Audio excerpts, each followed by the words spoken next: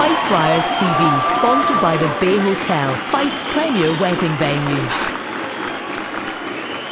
Okay, Todd, what's your thoughts on that tonight? It was a tough one for the guys. Well, significantly better than last night. Let's be honest. I think our first few shifts in Belfast and a few shifts in the third period were just evidence that we weren't there last night and weren't on top of the things. We talked about it, had a few meetings beforehand, and it's more, rather than drawing lines on a board, it's about engagement, having a sense of urgency, and then you can see that probably we threw more bodies tonight than we have in the last 4 or 5 games. It produced opportunities for us tonight. So yes, we came under pressure tonight at certain times. We lost a bit of momentum in the second period there, but if you were watching that game, we also had some excellent scoring chances, which came off the back of guys willing to go in and get pucks, guys throw the body, guys skating hard in their lanes, and just creating that for themselves rather than playing on the periphery, which sometimes, unfortunately, as a group here, we tend to do sometimes. Yeah, what difference has it made? Obviously, we've waited a long time to get guys in, but also we've got the new guys in now. What big difference has that made to the team now? Well, I think I would suppose the biggest difference for me is that I don't have a guy like, let's say, Mike McNicholas having to play 30 minutes. Now he's playing regular minutes.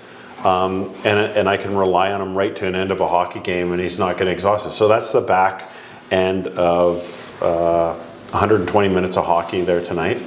And he had gas right to the end of the game. Whereas before, when I was using him 30 minutes a night, teams knew that certain guys were going to be tired, and that was easily exploited. We would hold on for a while, and then it would fall off. So having some experience in Tommy and Mags certainly has helped the front end. It also puts James Isaacs back to his natural position on defense, and so we can run 6 guys back there and they can compete a lot heavier. There was quite a physical game tonight with Belfast as well. Did that take its toll on the guys eventually tonight?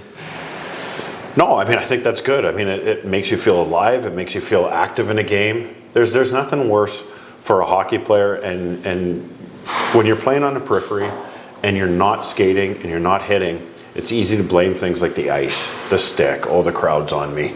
No, it's because you're not engaged. And that's just another learning point for us. Unfortunately, we've had to talk about it for 4 or 5 times this year about our engagement level, but that's for us as a coaching staff, and certainly the players to put that pressure on themselves to come every game and play like that. That's what this league's all about, and that's how you get points. And yeah, we're disappointed to lose it in overtime and lose it on a penalty shot where we should have been in control. But the reason why we got that point tonight was because of all the hard work they put in before it. And sometimes I said to him, you do most of the right things all night and you're not rewarded for it at all. But it's way better than that feeling that certainly I had, and I know a lot of the guys in the team probably had after last night's game.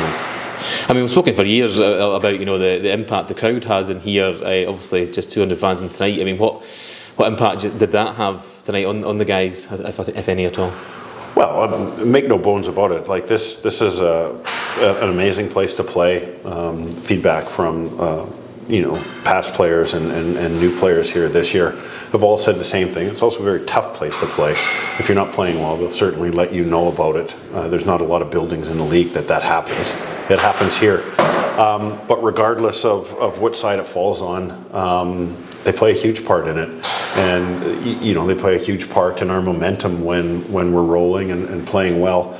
But credit to that small group tonight.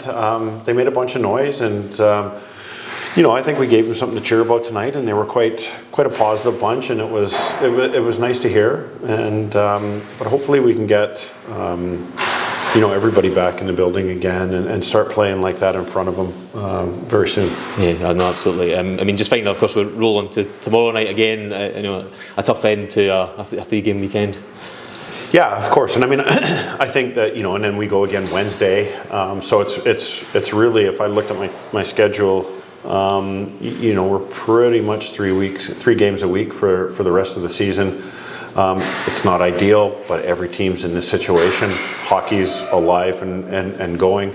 I think that's important. And, going to Belfast on Friday was not ideal situation for us, but I said in my interview last night, there's, a lot more important things than just looking out for your individual organizational's edge or whatever. We need to keep this league and all these teams alive, and getting these gates. I think this has shown every team what the importance of a loyal fan base is to a club, and we're none the different. So hopefully, these teams that everybody's doing favors for will pay it back at some point. I know we're one big family. We, just like a lot of families, we probably scrap and fight quite often, but we're all in this together. The Bay Hotel, where your dream wedding becomes reality. Visit us at thebayhotel.net.